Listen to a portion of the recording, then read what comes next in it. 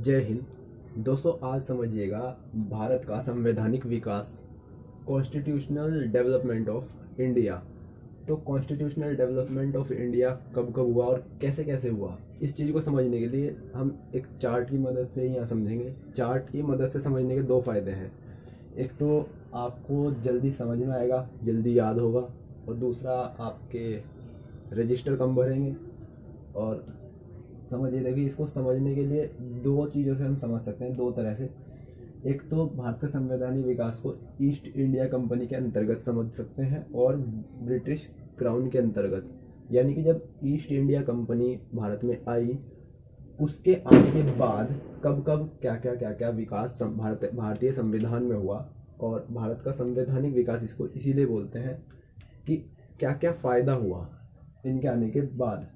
मतलब इनसे नहीं, जो भारतीयों ने आंदोलन किए या कुछ मिशन बनाए उनसे। और ब्रिटिश क्राउन के अंतर्गत, यानी कि जब ब्रिटिश क्राउन यानी कि अंग्रेजी जो राजा महाराजा थे उनके हाथों में जब सत्ता आ गई तब क्या क्या विकास हुआ। तो समझिए, सबसे पहले सन 1773 में एक रेगुलेटिंग एक्ट बनाया गया। और इसके अंतर्गत या इसके तहत हुआ क्या, भारत में सबसे पहली जो सुप्रीम कोर्ट थी, स्वतंत्र भारत की नहीं, स्वतंत्र भारत की बात यहाँ नहीं हो रही, तो जो सबसे पहली सुप्रीम कोर्ट बनाया गया सन 1773 में, इसका प्रस्ताव रखा गया रेगुलेटिंग एक्ट के तहत। और सन 1774 में पहली बार भारत में सुप्रीम कोर्ट बनाया गया। फिर इसके बाद भारतीयों ने जो है और भी पिट्स इंडिया एक्ट वगैरह, चार्टर एक्ट, यहाँ पर इनको कुछ ज़्यादा सफलताएं नहीं मिल पाई। और इस तरह करते करते चार्टर एक्ट 1833 पे इन्होंने एक सफलता हासिल की कि भारतीयों को भारतीय प्रशासन में हिस्सा लेने के लिए जो है एक अनुमति मिल गई, या ऐसा कह लीजिए अनुमति ही मिल गई। भारतीय लोग यहाँ से चार्टर एक्ट 1833 के द्वारा भारतीय प्रशासन प्रणाली में जो है हिस्सा लेने लगे, उसका एक भाग बन गए। फिर यहीं जो है चार्टर एक्ट को थोड़ा सा आगे बढ़ाया गया इनके द्वारा। तो यहाँ कुछ खासी सफलताएं नहीं मिली। उसके बाद फिर ब्रिटिश क्राउन के अंतर्गत जो हमारा संवैधानिक विकास हुआ वो समझते हैं। फिर इसके बाद यहाँ पर ब्रिटिश क्राउन के अंतर्गत क्या हुआ, भारत शासन अधिनियम चलाया गया 1858। इसमें क्या हुआ कि भारत के लोग भी जो चाहते थे कि मतलब वो भी शासन प्रणाली का हिस्सा बने, जैसे मैंने यहाँ बताया, वो शासन में भाग लेने लगे प्रशासन में।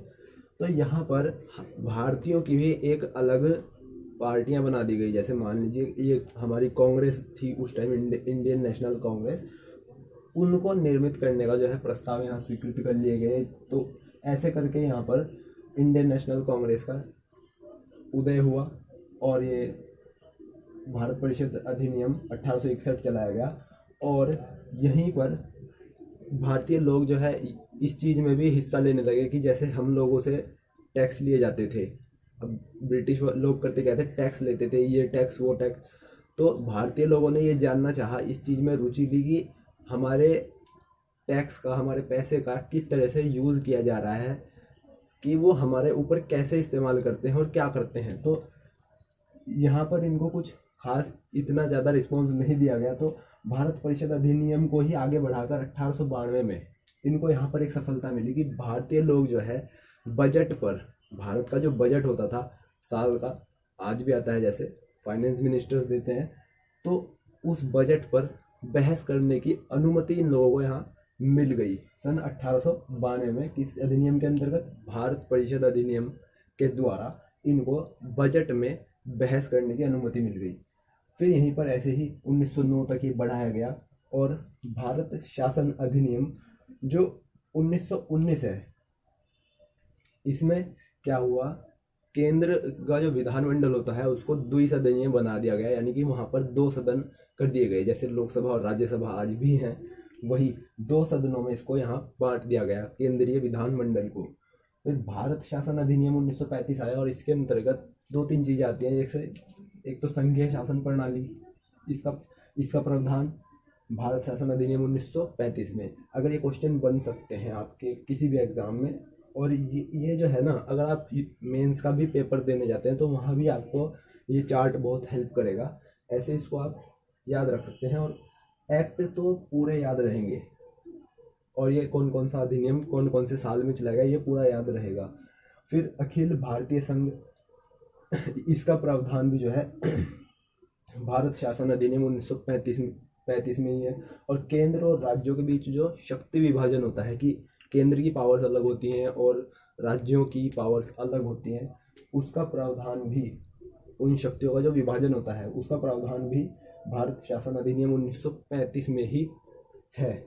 और यहाँ पर एक प्रावधान जो है और भी आता है जो हमारे संविधान में लिया गया है। जैसे राष्ट्रपति कोई अध्यादेश निर्गत करते हैं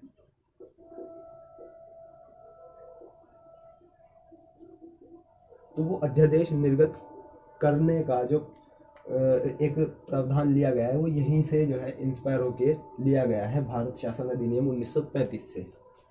और फिर इसके बाद भारत स्वतंत्रता अधिनियम चलाया गया, और यहाँ पर जो ब्रिटिशों ने जो है भारत को छोड़ने का फैसला किया, और भारत की संपूर्ण शासन व्यवस्था पूरा का पूरा सब चीज़ें जो है भारतीयों के हाथ में आई, और इस चीज़ की बागडोर भारतीयों ने ही आगे संभाली। और यहाँ पर जाके हमारा देश भारत ब्रिटिश शासन से जो है आज़ाद हुआ 15 अगस्त 1947 को। फिर यहीं पर अगला एक 3 पॉइंट ये भी है कि क्रिप्स मिशन के द्वारा जो है संविधान निर्माण प्रस्ताव रखा गया। क्वेश्चन बनता है कि संविधान निर्माण का प्रस्ताव किसके द्वारा रखा गया, तो क्रिप्स मिशन के द्वारा। फिर संविधान सभा का गठन किया गया, और कैबिनेट मिशन 1946 के अंतर्गत। फिर ये पूछा जाता है कि जब ये अधिनियम चल रहे थे, भारत स्वतंत्रता अधिनियम, तो इन सब में प्रतिनिधियों का निर्वाचन में, जैसे पीछे बताया आपको कि भारतीय लोग भी प्रशासन प्रणाली का हिस्सा हो गए थे, तो उस टाइम जो प्रतिनिधियों का निर्वाचन या चुनाव होता था वो कैसे होता था, तो 10 लाख लोगों पर एक सदस्य का चुनाव किया जाता था। मतलब एक व्यक्ति 10 लाख लोगों का नेता होता था। फिर यहाँ पर आप एक चीज़ बहुत आसानी से याद रख पाएंगे, वो ये है कि संविधान सभा की पहली बैठक कब हुई, उसके अस्थायी अध्यक्ष कौन थे, स्थायी अध्यक्ष कौन थे, कब संविधान को जो है संविधान के लिए उद्देश्य प्रस्ताव पंडित जवाहरलाल नेहरू ने रखा, कब उन्होंने उस प्रस्ताव को क्या बोलते हैं एडोप्ट किया गया, और फिर संविधान जो है बनाया गया, लागू किया गया। ये सब चीज़ें याद रखना अलग अलग बहुत ही डिफ़िकल्ट पड़ता है। तो उसके लिए जो है एक ये मैंने संविधान सभा या कॉन्स्टिट्यूशन असेंबली के लिए एक चार्ट बनाया है। इसको आप स्क्रीनशॉट ले लीजिए या नोट कर लीजिए, इससे आप डेट भी बहुत आसानी से याद रख पाएंगे, और इस पूरे को आप बिल्कुल रट लीजिएगा, बहुत आसानी से आपको याद रहेगा।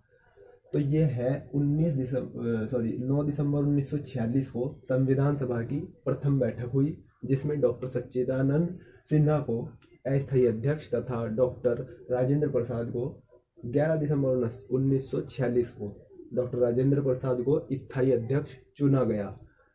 संविधान निर्माण का प्रारंभ 13 दिसंबर 1946 को पंडित जवाहरलाल नेहरू द्वारा प्रस्तुत उद्देश्य प्रस्ताव यानी कि ऑब्जेक्टिव रिजोल्यूशन से हुआ, जिसे 22 जनवरी 1947 को सर्वसम्मति मतलब सभी की अनुमति लेकर या सभी लोगों ने एग्री कर दिया कि हाँ इसको जो है स्वीकार कर लिया गया।